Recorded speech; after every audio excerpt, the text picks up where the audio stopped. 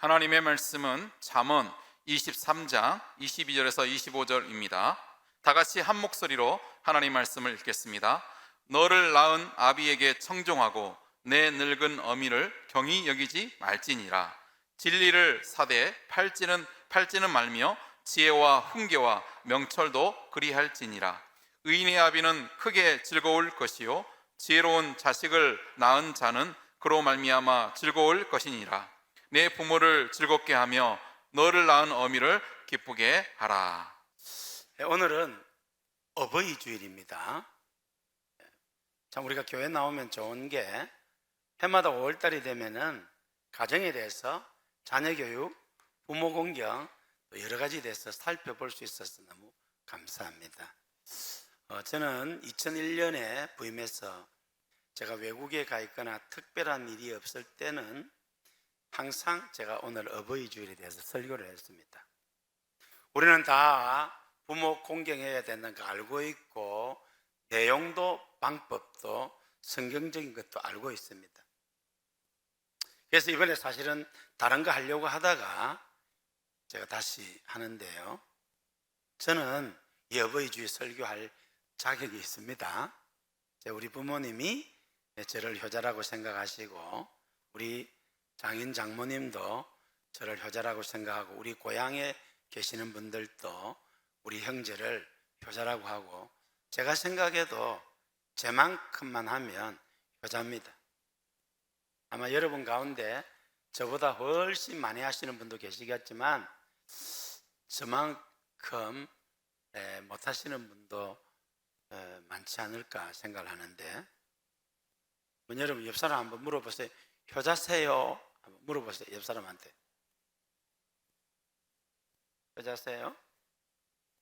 자, 우리 옆 사람 축복합시다. 효도합시다.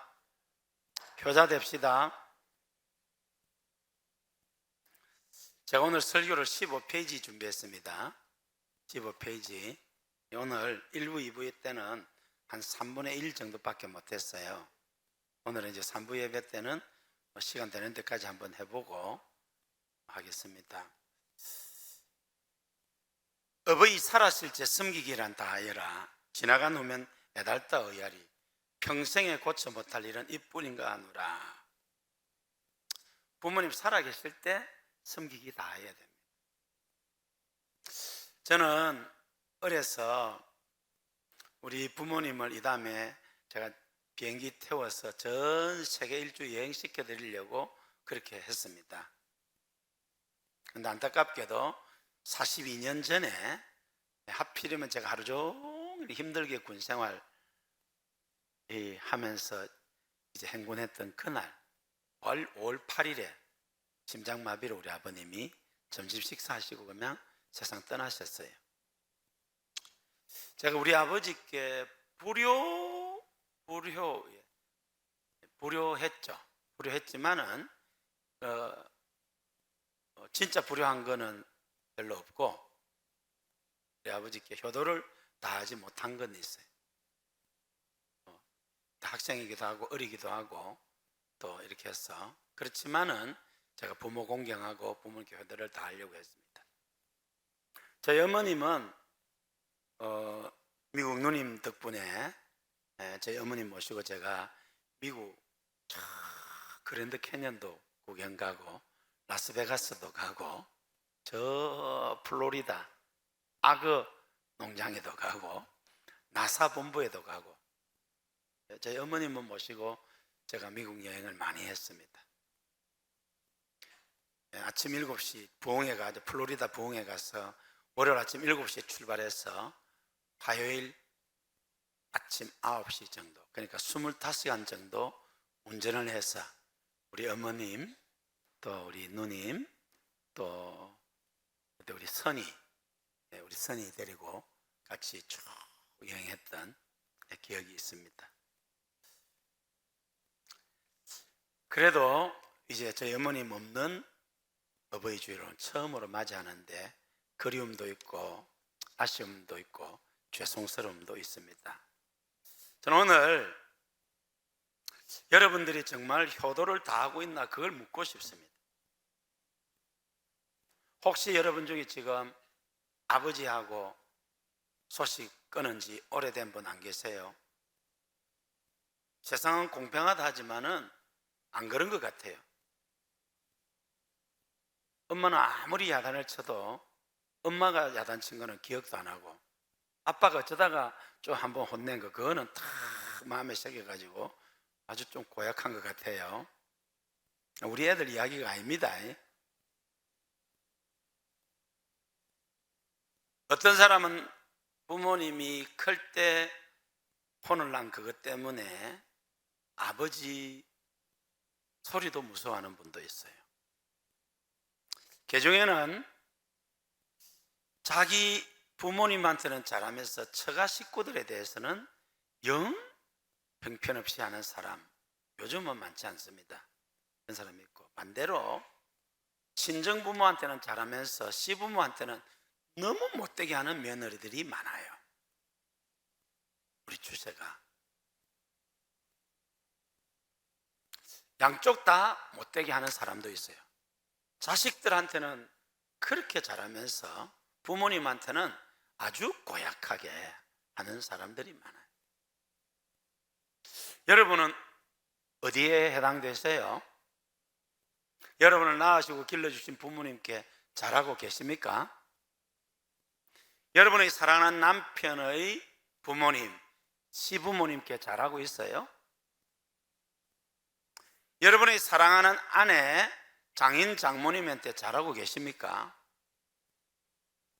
연세 많으신 분도 부모님 계신 거 아닌가요? 성경은 효도를 대단히 강조하고 있습니다. 하나님께서 시내산에서 10계명을 주실 때 1에서 4계명까지는 하나님께 대한 계명이고 5에서 10계명, 인간에 대한 첫 번째 계명이 내 부모를 공경하라는 것입니다. 이걸 둘로 나누면 부모 공경은 사람에 대한 계명인데 하나님 계명에 들어옵니다. 그만큼 부모 공경을 귀하게 여기고 있다. 오늘 우리 대한민국 부모는 모두가 다 자식을 위해서 온갖 희생을 다합니다. 정말 자녀를 위해서 허리띠 졸라매고 정말 뒷바라지를 다 하는데 부모에 대해서는 그렇게 하는 사람이 많지 않습니다. 우리 딸도 지금 이제 우리 집에 와 있는데 우리 외손녀한테 얼마나 지극정성인지 모릅니다. 정말 대한민국 부모님들의 그 자녀에 대한 희생과 헌신은 정말 말로 다 할 수 없습니다. 뭐 이렇게 해야죠. 네, 여러분 부모님에게 효도하고 있습니까? 고등학교 영어 선생인 분이 아버지에게 보내는 편지를 썼습니다. 아버지가 그립습니다. 당신은 언제나 크고 든든한 산이었습니다. 부모님께 편지로 인사 올립니다. 아버지, 늘 곁에 계셨음에도 아버지를 거의 생각하지 않고 매일매일 현실의 바쁜 생활에 휩쓸려 생활하다 이렇게 문득 마련된 자리에서 아버지는 나의 인생에서 어떤 분이 쳤는가 생각하니 감회가 새롭습니다.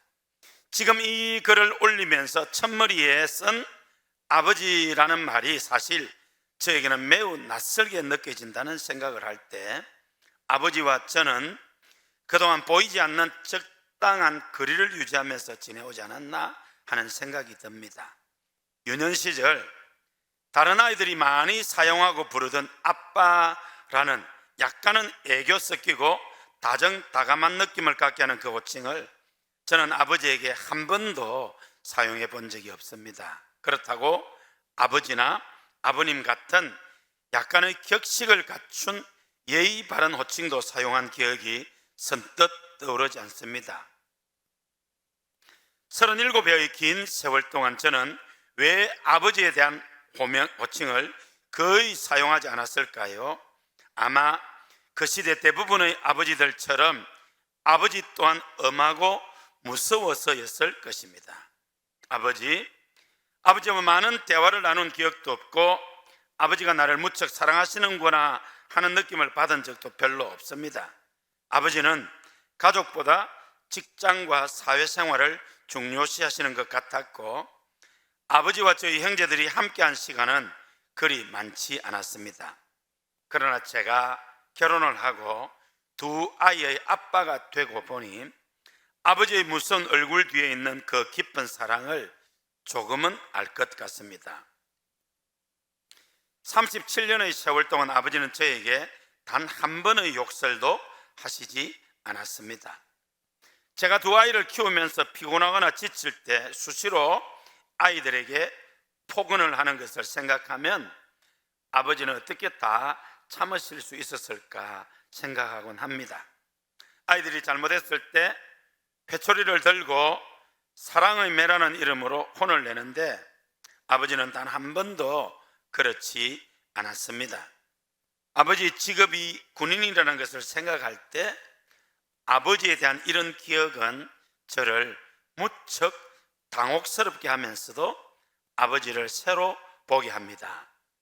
아버지는 비록 다정다감한 교양인들처럼 사랑한다는 표현을 사용하시지 않고 생일날 선물 한 분 사주시지 않았지만 아버지와 함께한 나날들이 어찌 보면 우리에게는 늘 선물이었고 사랑이었고 가식 없는 진실이었습니다. 아버지는 늘 바위처럼 산처럼 당신의 자리를 지키시고 저희를 위해 버팀목이 되어 주셨습니다. 그것은 사랑한다는 단순한 말보다 훨씬 크고 힘있는 사랑의 표현이었습니다. 문득 생각나는 아버지에 대한 추억이 있습니다. 고등학교 입학을 앞두고 처음으로 아버지는 제게 추는 이광수의 소설 무정을 사주셨습니다. 직업 군인으로 늘 무뚝뚝하고 엄하던 아버지였는데 참으로 충격적이었습니다. 제가 저는 아버지께 무엇을 기대하거나 바란다는 것은 불가능한 시절이었거든요. 군대 생활이 무척 힘들던 전방의 일병 시절 아버지는 아무 예고도 없이 저를 찾아오셨습니다. 그때 아버지는 군에서 전역하여 여러 가지 사업에 손을 대셨는데 모두 여의치 않아 어려운 시절이었지요. 그러나 군에서 고생하는 철없는 아들을 위해 먼 길을 홀로 달려오셨습니다. 그날 밤 여관에서 자며 도란도란 이야기를 나누던 아버지와 저의 모습은 오래된 사진처럼 제 기억 속에 남아 있습니다. 아버지는 힘드셨지만 저를 안심시키기 위해 몰락한 당신의 모습보다는 군에 있는 아들에게 용기를 줄 수 있는 많은 얘기를 해주셨지요. 그러나 아버지의 그 새파에 찌든 얼굴과 하얗고 빈약한 다리가 형광등 불빛 아래 드러났을 때 무척 마음이 아팠습니다. 다음날 아침 아버지는 지나치다 싶을 정도로 많은 용돈을 주머니에 찔러 넣어주시고 가셨습니다. 빈약한 노고를 흔들면서 멀어지다 문득문득 몇 번이고 고개를 돌리시고 손을 흔드셨던 아버지의 모습은 어린 시절 무뚝뚝하고 무섭던 아버지의 모습과 오버랩되며 예전의 아버지를 그리워하게 했습니다. 아버지. 저는 그 자리에서 아버지의 뒷모습을 보며 울지 않을 수 없었습니다. 아버지는 병사들을 사랑하고 다른 사람들을 위해 참 많이 베푸신 분이었습니다. 병사들이 전역을 할 때는 꼭 집에 데리고 와서 밥을 먹이고 여비를 챙겨주셨지요. 타산적이지도 이기적이지도 못하던 아버지, 늘 남에게 뭔가를 줘야 마음이 편하던 아버지, 오늘도 고단한 삶의 여정을 계속하고 계시지만 아버지, 당신은 저에게 언제나 크고 높은 든든한 산이었습니다. 아버지 사랑합니다. 큰아들 올림. 어떠세요?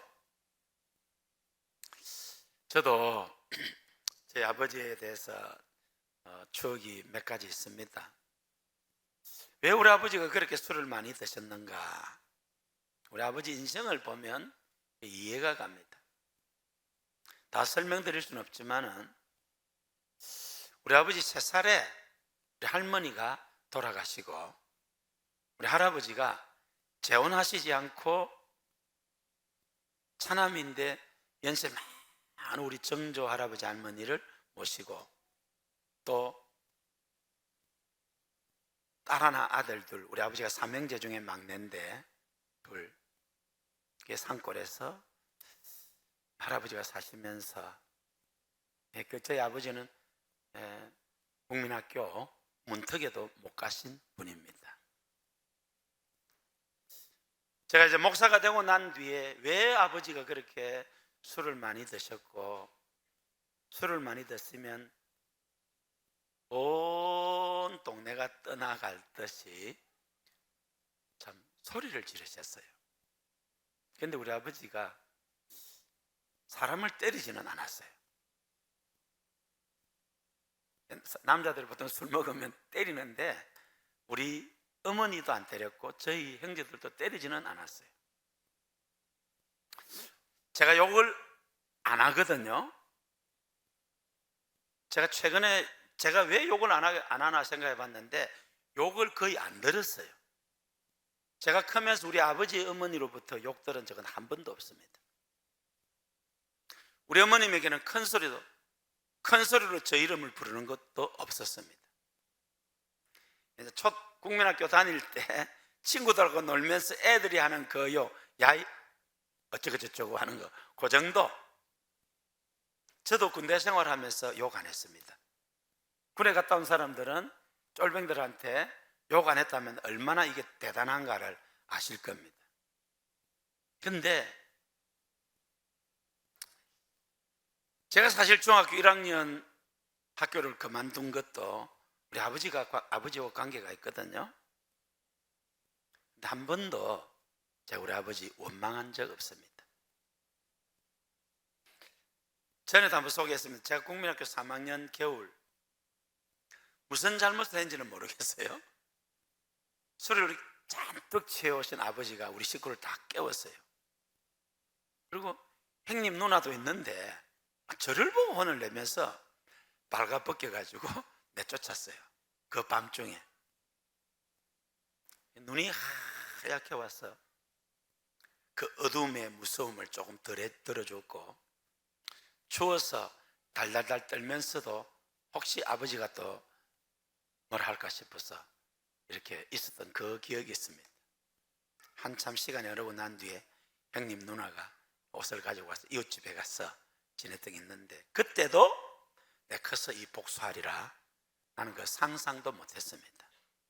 그저 이 다음에 커서 부모님께 효도해야지, 돈 많이 벌어서 우리 아버지 어머니 세계 일주 여행 시켜드려야지. 근데 저희 아버지는 제가 군에 있을 때 하필이면 어버이날 심장마비로 갑작스럽게 돌아가셔서 아버지 모시고 여행한 적은 없습니다. 많이 아쉬움이죠. 어버이 살아실 때 섬기기는 다 해라 하셨는데, 저희 어머님과는 또 미국 누님이 계셔서 여행을 많이 했습니다. 미국 전을 많이 여행도 하고 아주 참 추억도 있습니다. 그래도 어머님 안 계신 어버이날 어버이 주일을 지키니까 마음이 또 다릅니다. 그리움과 또 죄송스러움, 그렇지만 또 천국에서 다시 만날 이런 게 있습니다. 사실은 이번에는 제가 5월달에 자녀교육, 부모공개 이런 거 설교 안 하려고 했는데, 지난주 말씀드렸듯이 그런 일로 인해서 제가 이 가정에 대해서 설교를 합니다. 여러분 효자세요? 네? 이성경 권사님 고개 들고 효도하고 있으세요? 네? 자식들한테는 그렇게 잘하시면서 부모한테는 너무 고약하지 않으세요? 우리가 하나님을 사랑하고 말씀에 순종하고 부모님께 효도를 다할 수 있기를 바랍니다. 오늘 다시 한번 실천적으로 효도를 생각해 보고 싶은 마음이 있습니다. 우리가 몇 번이나 듣고 알았던 생명보험 판촉 광고. 한 번 더 읽어보겠습니다. 14시간을 기다렸어야 자식의 울음소리를 들을 수 있었습니다. 당신은 하나님을 믿지 않았지만 당신도 모르게 기도를 올렸습니다. 37, 자식이 초등학교에 들어가 우등상을 탔습니다. 당신은 액자를 만들어 가장 잘 보이는 곳에 걸어두었습니다. 아직도 당신의 방에는 누렇게 바랜 액자가 걸려 있습니다. 43, 일요일 아침 모처럼 자식과 뒷산 약수터로 올라갔습니다. 이웃 사람들은 자식이 아버지를 닮았다며 인사를 건넸습니다. 당신은 괜히 기분이 좋았습니다. 48, 자식이 대학 시험을 보러 갔습니다. 당신은 평소와 다름없이 출근했지만 하루 종일 일이 손에 잡히지 않았습니다. 53, 자식이 첫 월급을 타서 네일을 사왔습니다. 당신은 쓸데없이 돈을 쓴다고 나무랐지만 밤이 맞도록 그 네일을 입어보고 또 입어봤습니다. 61, 딸이 시집을 가는 날이었습니다. 딸은 도둑 같은 사위의 얼굴을 쳐다보며 한박 웃음꽃을 피웠습니다. 당신은 나이 들고서 처음으로 눈시울이 붉어졌습니다. 오직 하나, 자식 잘되기만을 바라며 살아온 한평생. 하지만 이제는 이끗이끗한 머리로 남으신 당신, 우리는 당신을 아버지라 부릅니다. 대한민국 모든 아버지가 이와 유사하겠지요.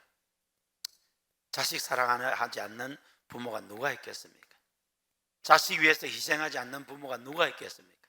그렇지만은 표현을 못하고 방법이 서툴러서 또 자식이 잘못하는데 어떻게 가만히 있습니까?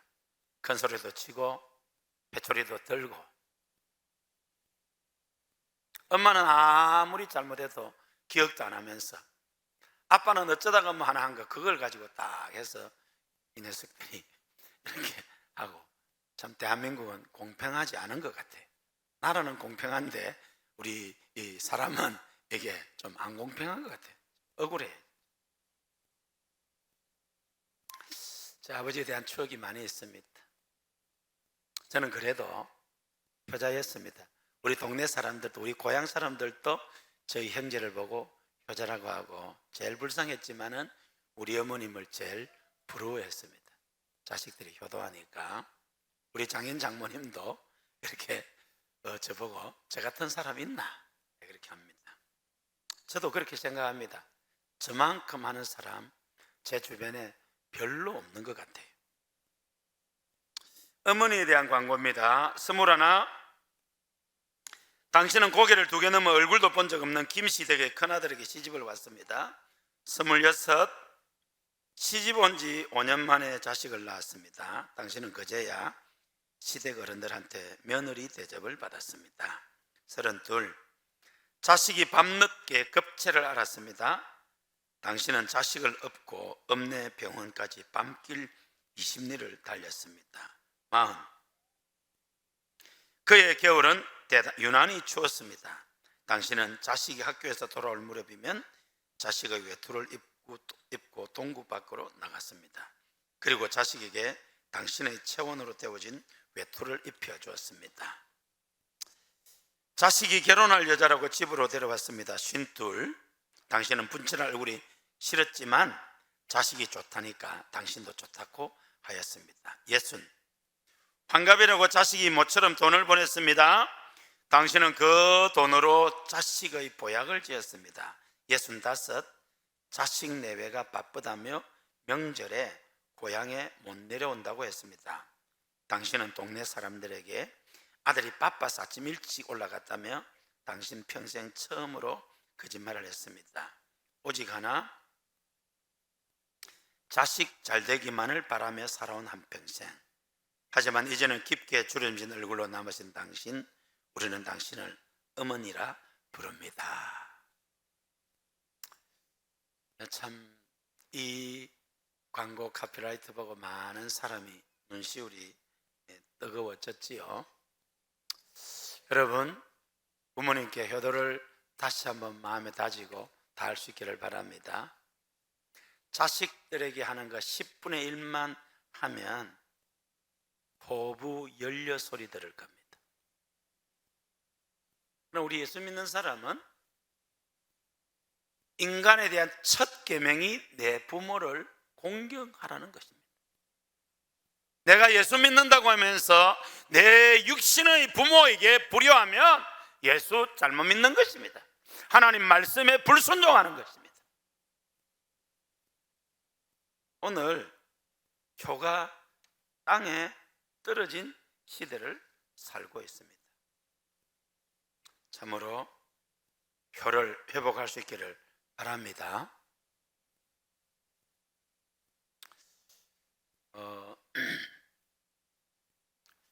저는 인적 네트워크가 굉장히 전 세계에 저의 인적 네트워크가 있습니다.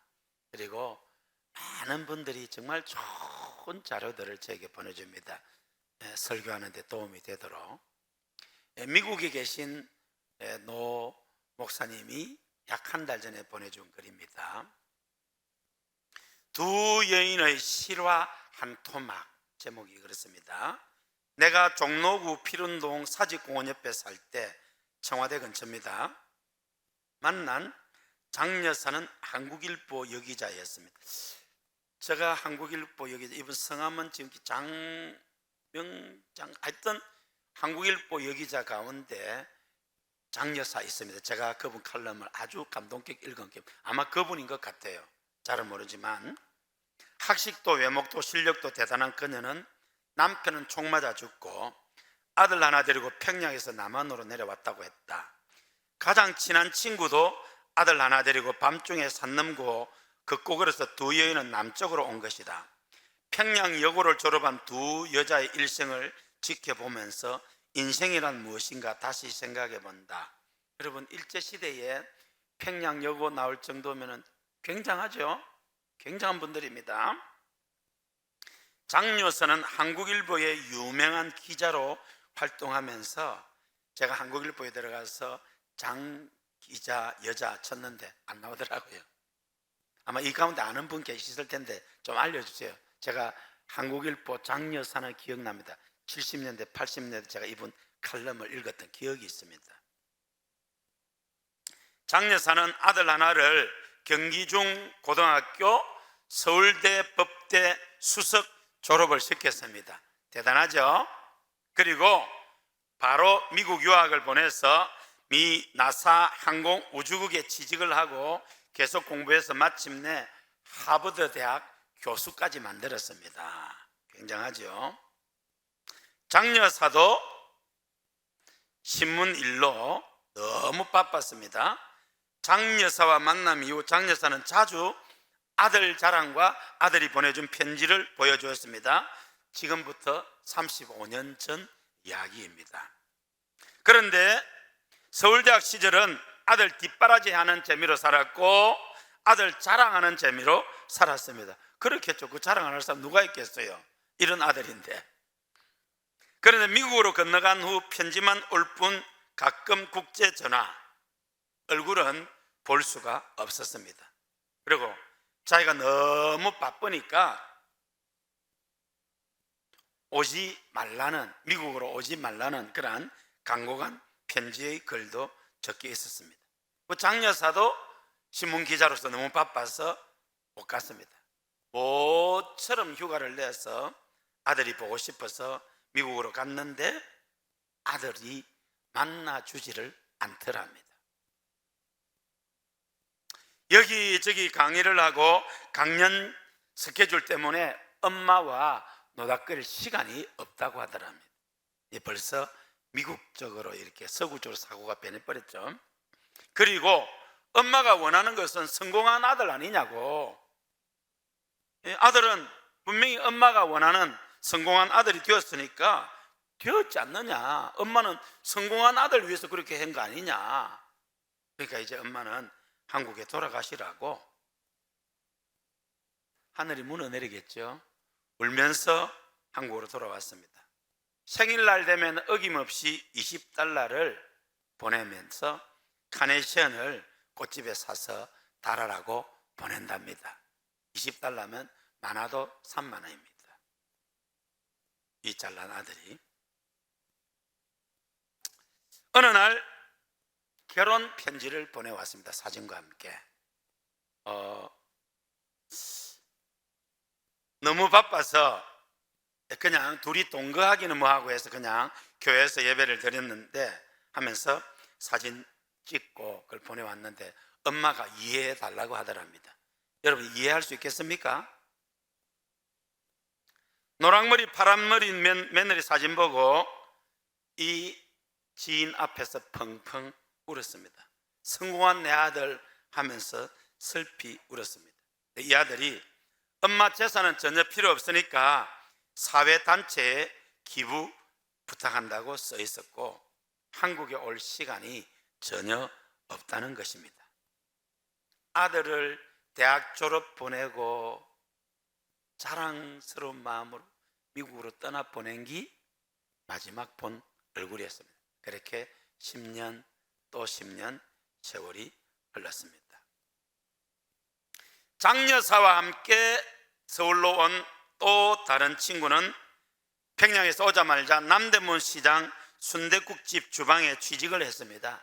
아들이 딸려 있어서 취직이 불가했지만은 순댓국집 주인이 불쌍히 여겨서 받아주었습니다. 열심히 일했지만은 아들을 학교 보낼 형편이 되지 않았습니다. 아들은 식당 근처 남대문 시장에서 뛰어놀았습니다. 6년 후 순댓국집 주인이 죽고 그동안 모은 돈과 사채 일수돈을 빌려서 순댓국집을 인수했다고 합니다.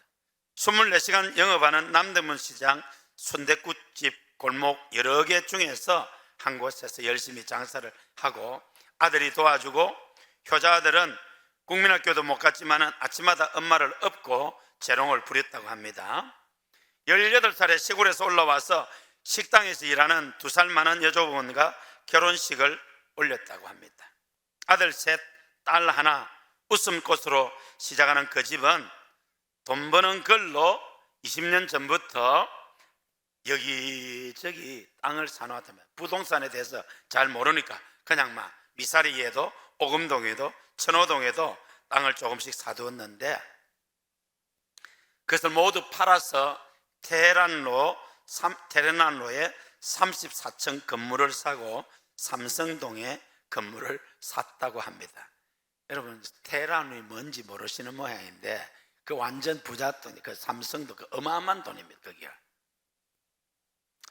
두 여인은 가끔 만납니다. 그런데 이제 장 여사도 연락이 두절되었습니다. 서울대 하버드대 교수와 국민학교가 뭔가요? 하버드대 교수와 순댓국집 주인 아들 누구의 삶이 더 행복하고 잘 사는 길입니까? 제가 일부 예배 마치고 내 목양실에서 우리 집사람한테 물었거든요. 어느 거 할래? 물었거든요. 우리 집사람 답이 명답인데 조금 이따가 알려드리기로 하고 여러분 순댓국집 아들 할랍니까? 아니면 하버드대 아들 할랍니까? 하버드대 순댓국집 아들 할 사람 손 들어봅시다. 하버드 할 사람. 딱 한 사람 있네, 양심이. 다른 사람 하버드 하고 싶으면서 또 눈치 보고 싶어서 안 하죠. 우리 집 사람이 답을 명답해서 내가 딱 끝나고 일부 예배 가서 뭐래 어느 거 할래 했더니 반반 섞어가 안 나더라고요. 여러분 서울대 하버드대 나왔다고 다 불효자 아닙니다. 순댓국밥집 한다고 다 효자 아닙니다. 서울대 하버드대 그보다 훨씬 더 유명한 사람 중에서 정말 효자 많습니다. 예수 믿는 사람 중에서. 왜? 그게 성경이니까. 여러분 정말 오늘 이 예배 자리에 있는 우리 성도님들, 우리 고행교회 모든 성도님 여러분 자녀들이 이 서울대 하버드대에 나온 그러한 자녀처럼 세상적으로 크게 성공하고 축복하기를 주의 이름으로 축복합니다. 그러면서 또 이 순댓국집 아들처럼 부모님께 효도를 다하는 그런 여러분 되시기를 주의 이름으로 축복합니다. 이것도 하고 저것도 하는 거죠 뭐. 아멘입니까? 우리 집사람이 상당히 지혜롭게 답을 한 것 같아요. 그렇게 되기를 소망합니다.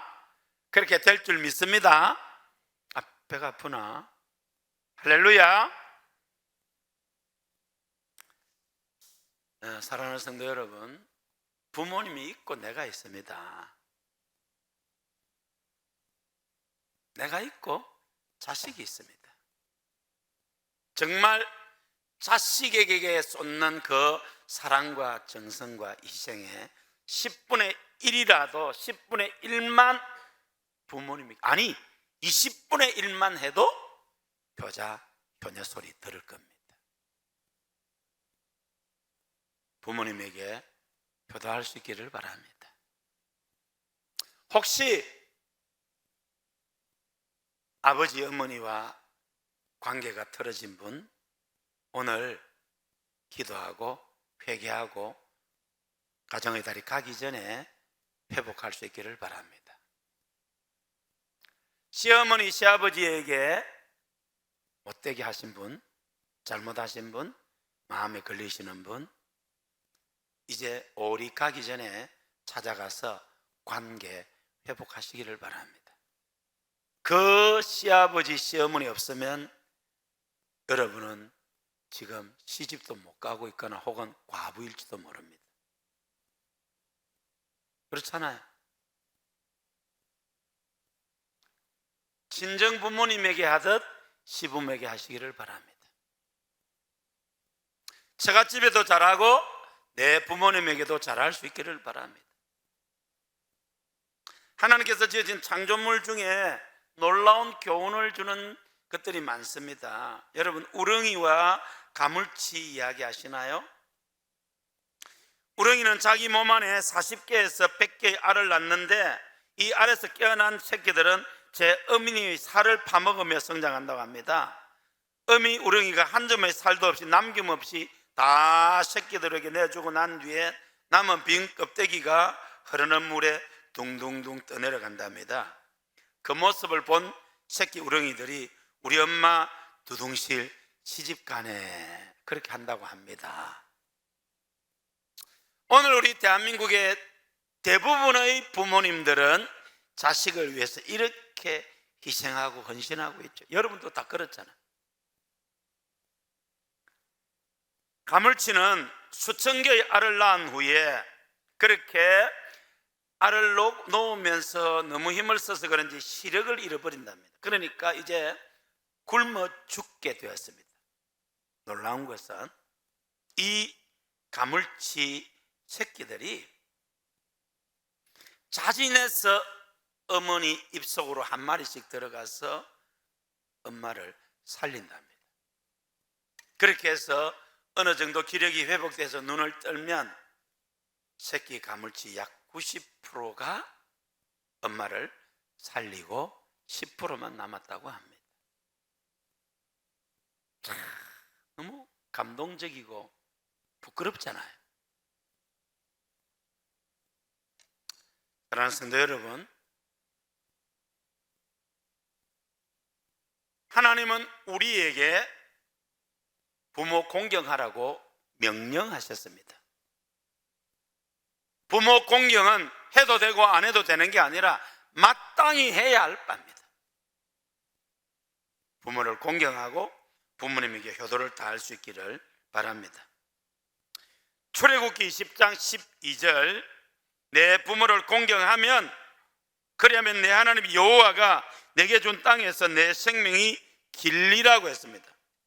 효도는 국어사전의 정의를 보면 부모를 잘 섬기는 도리, 부모를 정성껏 잘 섬기는 일, 이것이 효도라고 했습니다.